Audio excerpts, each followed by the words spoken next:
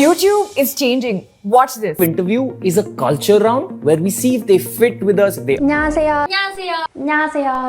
कुछ ही समय पहले आर्टिफिशियल इंटेलिजेंस इतनी तेजी से बढ़ गया कि उसके बारे में कोई सोचता नहीं था. These videos were never shot. They were all created by AI. And this is not something to be scared about. This is the biggest opportunity in the history of content creation. You see, fame is getting democratized and everyone gets to play the game, including your AI avatar. Not just this, there are many shifts happening on YouTube right now, which you are going to learn about through this video. So I recently came across a report which the YouTube team releases every year called the YouTube Culture and Trends Report. The report analyzes hundreds of video trends and hip-hop surveys from over a dozen countries, revealing what is driving video culture right now. I've gone through all the reports from the last 3 years, bringing you some incredibly insightful, some very unexpected trends about YouTube. Whether you're a creator, founder, or you make content for a brand, get ready to learn everything about YouTube today. Welcome to Breakdown.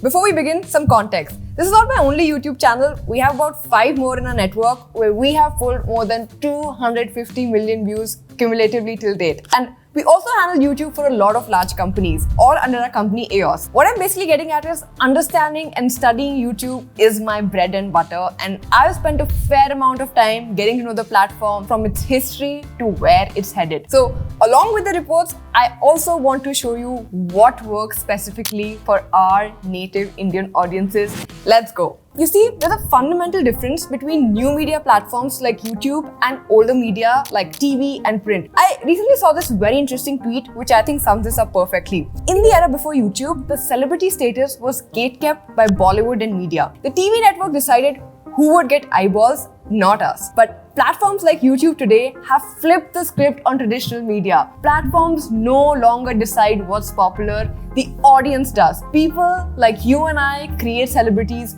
We are the ones who create pop culture. Let me tell you a very interesting story which explains this phenomena. So in Auckland, in New Zealand, there's this subculture where young people ride around town with small speakers called sirens blaring music. Now these speakers are designed to project sound as effectively and loudly as possible. In India, you might have seen these in emergency vehicles, political rallies or street vendors. But in Auckland, people from various neighborhoods, they form these bike crews and engage in music battles. These are basically called siren jams. Before, what would happen is local music producers in these siren jams would create music for years and upload it on YouTube. One such music producer was this guy called Josh. One of the days after school, he produced a siren beat called Lax. Let me play Lax for you.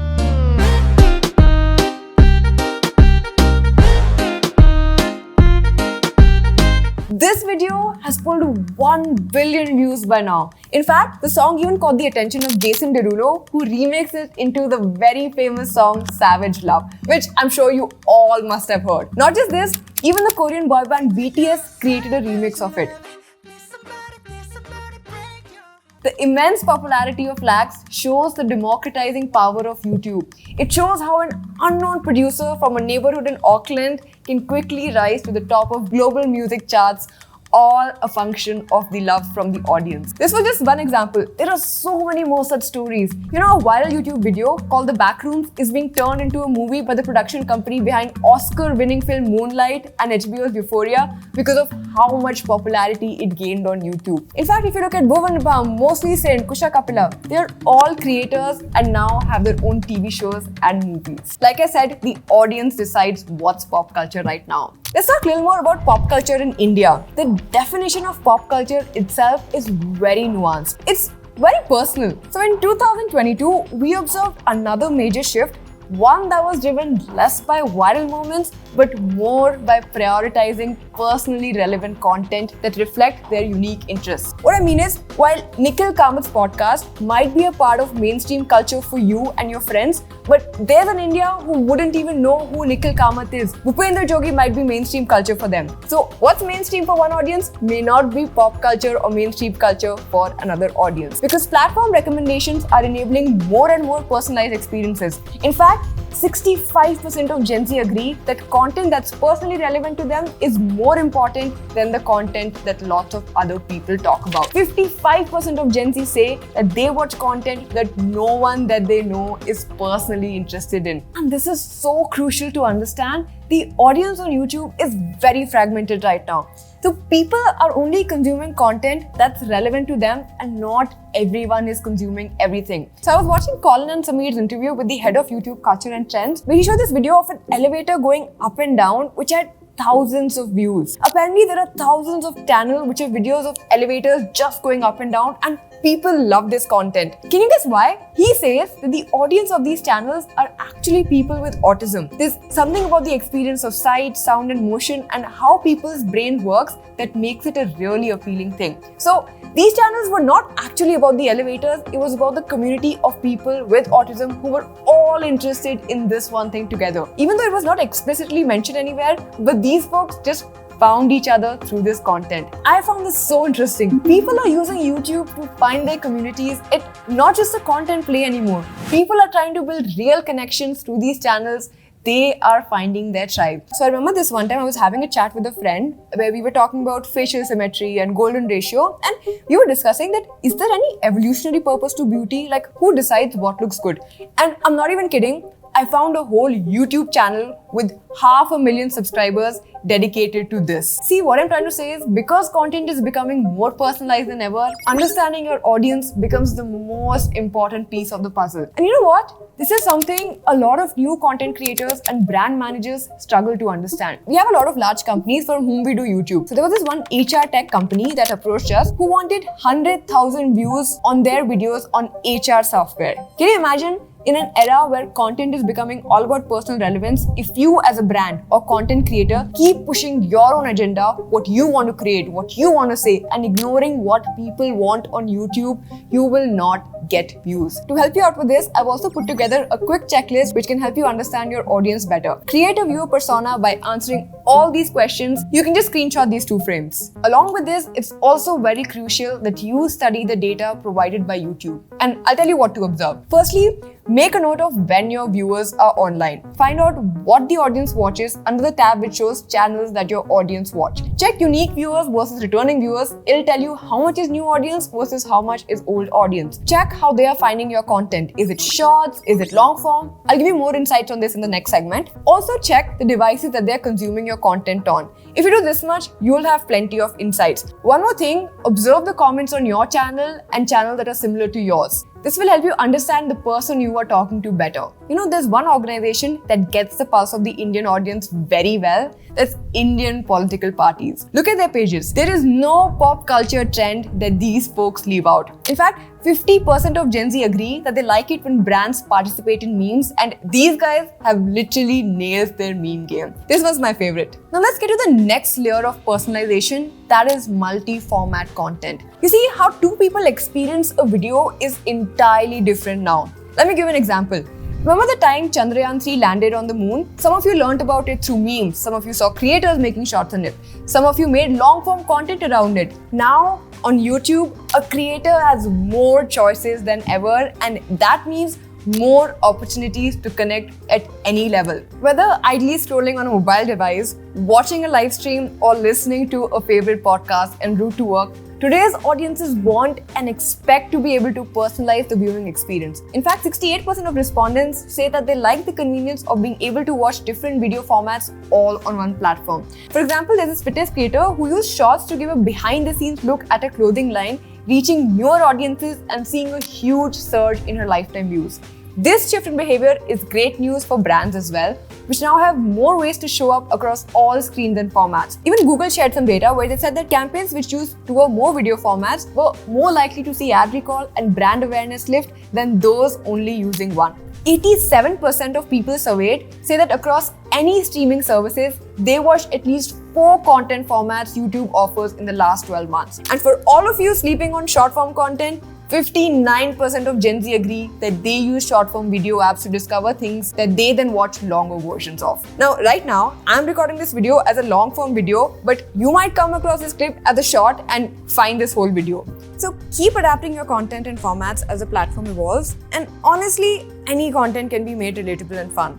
Look how Samir Raina made chess so widespread and fun to watch, which is usually considered a serious game. Sharon was able to make finance fun through his shorts. We try to make business case studies entertaining through AV. So keep experimenting until you find your perfect content recipe. So until now, we saw how pop culture evolved and personally relevant multi-format content became a priority. In 2023's report, we see another layer to this. Before, what becomes popular was based on what people watched actively. Now, what becomes popular is not just based on what people watch, but also what the audience is creating content around. Let me explain. Gen Z is blurring the line between creator and audience. In 2023, thanks to the availability of advanced tech tools, audiences had a more active role in shaping culture on YouTube. 41% of Gen Z describe themselves as video content creators. From meme makers to commentators to professional fans with dedicated followings, Gen Zs have an unprecedented opportunity to influence what they love. And it's not just Gen Z. 40% of all respondents, there's also your 18 to 44-year-olds, describe themselves as video content creators. You know, there's also a massive shift on how we consume content. For example, a lot of people may not watch the Apple's WWDC event live. They might watch a creator's reaction to it. Like I watched Overpowered reacting to it, then the actual event itself. And there's also a stat around this. 54% of surveyed people prefer to watch creators breaking down a major event rather than the event itself. In fact, brands can also benefit from these fan communities. Hundreds of fan creators took to YouTube to post their own riffs on Burger King's Whopper ad. The memes and remixes drove over 100 million views on YouTube videos related to the song. An outpouring that was still going strong 6 months after the ad aired. So, if you can create a trend that can get different audiences engaged, you can create a lot more awareness for your brand. There is one more interesting trend that I want to talk about. Language is no longer a barrier on YouTube anymore. Watch this video by Mr. Beast. I recreated every single set from Squid Game in real life. Here it's in Hindi. मैंने Squid Games के हर set को real life में recreate किया है और Here it's in Vietnamese. Tôi đã tái dựng lại tất cả những cảnh quay của Squid Game trong đó. Now, your content can be in any language you want. Around 54% people said that they follow a creator who creates content in a language other than their own. So now the world is your oyster and you can create content in any language possible thanks to YouTube's multi-language audio option. In a multilingual country like India, this trend is going to be a big hit. In fact, not just this tool, overall the array of available video tools has exploded, enabling users to easily clip or remix video and audio, add filters and effects, or even turn into virtual avatars.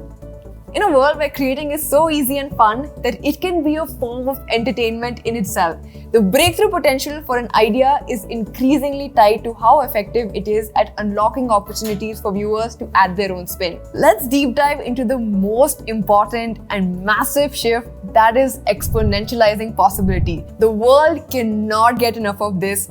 I am talking about AI. Did you know there have been more than 1.7 billion views of YouTube videos about generative AI tools in 2023? AI tools are now making video production 10x easier, reducing the time, training, and expense required for creators to bring their vision to life. For example, Varun and I were recently in Dubai at an AI conference and a video had to be pushed out for a brand. Varun wasn't able to shoot the video, so his AI avatar did it. Even Pakistan's Imran Khan recently delivered an AI-generated speech to campaign from prison. Look at this. Fans have created whole trailers for Star Wars in Wes Anderson style using AI. In a galaxy far, far away, prepare for a reboot like never before.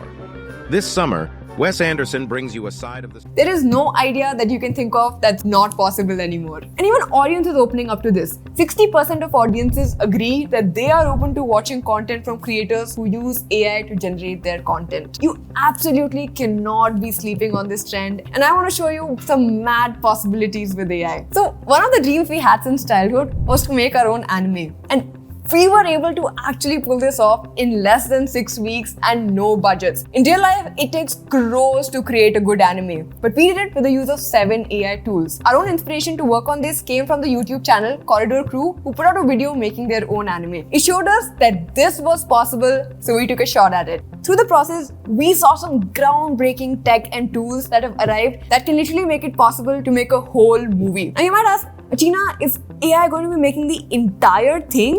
just give it a prompt and it'll make the whole movie. Not the whole movie, but a lot of it. Let me explain. So the major issue with AI companies as well as the tools that exist is something called fidelity. So if you prompt an AI with the keyword saying elephant eating banana, then walking 10 steps left, and then drinking water from a river, it is unlikely to get it perfectly right. If you want a slight change in the direction the elephant goes, then you have to redo the entire generation from scratch. So for an average 90-minute movie, there are about 130,000 frames. Considering the level of control directors want in their movies and the fact that every frame is dependent on the last, it is unlikely that AI will replace the entire thing, but the progress in the space will change the landscape of the jobs involved in making a movie. It's important to understand what the parts involved in compositing a single frame of a scene are. This is a scene. In this scene, there are two actors, there's a background set, there are some foreground objects, light are positioned at different places, and there's a camera that the scene is being viewed from. When the video is played, all of these different elements move around, including the camera. In Hollywood and Bollywood, each of these roles essentially becomes a job. Now, because so many parties were involved, all of these prevented the average Joe from creating movie-grade content. This is the list of everything you would need to make a Marvel-like movie right now. Like I said, the world is changing now. With AI, it is much faster and much easier. So in April 2023 of this year, a new AI was released by Meta called Segment Anything. Given a decent resolution image, Segment Anything could perfectly extract the foreground from the background, and when used on a video, it was able to perfectly extract out the character from the rest of the frame. This basically means that we don't need a green screen at all, and you can shoot a video anywhere now. Now let's look at lighting, which is one of the most important elements of a video. So DaVinci recently announced Relight FX, which allows you to relight any scene automatically. Tools like Switch Light Studio allow you to take existing footage, even low light footage, and relight them however you want. Next, if you have a static shot where the camera doesn't move, you can just use an image from the internet in the background and match the lighting. But if it moves, you're in a little bit of trouble. How do you make a static image move? Well, for a long time, the answer was make a 3D set. All you had to do was make sure that the camera in the 3D world moves exactly like the camera in the real world. This was a difficult problem to solve. A decade ago, this was solved using a method of placing markers in the real world and using algorithms to back calculate the movement of the camera. Now, both the act of placing these markers and reverse calculating the camera position was time consuming and expensive. But today, it's instant and it's free, thanks to the iPhone and a handy technology called LiDAR. LiDAR, which basically stands for light detection and ranging, is a remote sensing method that uses light in the form of pulsed laser to measure ranges to the surfaces of the set. There's now an app on the iPhone called CamTrack AR, which uses LiDAR and Apple's AR kit to accurately estimate what the world looks like and moves the camera in your 3D software exactly how it moves in the 3D world. Not just that, tools like Wonder Dynamics and Simulon allow you to bring 3D characters into the real world directly into your phone camera. Question is, what do you do if you don't have 3D skills? What if you wanted to shoot at any place in the real world and move around in real time? Well, there's another AI for this called Gaussian splatting. Just a few months old, the technology allows you to take any footage and construct a high-quality 3D scene out of it. People have literally ported things like Harry Potter's Hogwarts into 3D with just a few clicks. Combined with CamTrack AR, your actors can now be on any set instantly. These are all tools that we use for our clients on a day-to-day basis, and trust me, it's not rocket science. The next piece of the puzzle would be actors. Most of you have heard of deepfakes, but most of you don't know that it's possible to entirely replace an actor in 3D. With Unreal Engine's MetaHuman, you can create any character and use the same AR kit in the iPhone to move around the character's face, and the results are freaky. Check out this 3D MetaHuman of an avatar character driven by a human's facial expressions. It's amazing. I need performance capture to work like a mirror. I need it to capture whether I'm acting scared or angry. And sometimes, all I need is a look. Cut. I need performance capture to work like a mirror. I need it to capture whether I'm acting scared or angry. And sometimes, all I need is a look. Not just that, we've actually seen several creators completely automate their face and audio for static shots as well. Add on top of this the ability to visually dub content, we are quickly entering the world where you can download an actor or content creator's license for a few thousand rupees and instantly have a recognizable actor in your scenes. In fact, we have a wild thesis around creators as well on this. So one thing we realized while we were doing YouTube for our clients was, once you build loyalty towards the face on the channel, it's hard to replace them. But we know how humans are. They're kind of fickle, so a lot of them end up leaving. Question was, how do you solve for this? So We came up with a wild idea. You can just license this creator's face and voice and create content on your own using AI tools. So even if they leave, the channel presenter won't change. I know it sounds nuts right now, but it's already happening. I keep telling my mom this and she finds this very morbid. Even if tomorrow I don't exist, my AI avatar can go on creating content for AV for the rest of eternity and the audience won't even know the difference. What I'm saying is these are opportunities for all brands and creators. In fact, there's an agency called Clueless who created an AI model because they didn't want to deal with human egos. So a lot of companies are becoming fully reliant on this and adapting these new technologies. Lastly, let's come to music. YouTube has solved for this as well. YouTube just released a tool that lets you make a song in the voice of all of these musicians just by typing a few words. This is called Dream Track. It's an experiment from YouTube and Google DeepMind. You can go to YouTube Shorts, click Create New, select the musician's voice you want to use, then type in fewer than 50 characters and voila, you have your track. I am really excited with where YouTube and content creation is headed. There are so many opportunities, so many tools, so many ways to interact with the audience now. If you as a brand are not focusing on content yet, I don't know what you're waiting for. It's easier than ever right now. Lastly, coming to tools which help with thumbnails, under our Gen AI Experiments division, AOS Labs, Varun launched a tool called Alpha CTR which generated AI thumbnails. Along with this, I'm also listing out all the other AI tools that we use to speed up our editing workflows from Midjourney to 11 Labs, Wonder Dynamics, and we also teach all these tools in our cohorts in case anyone's looking to learn content creation and editing.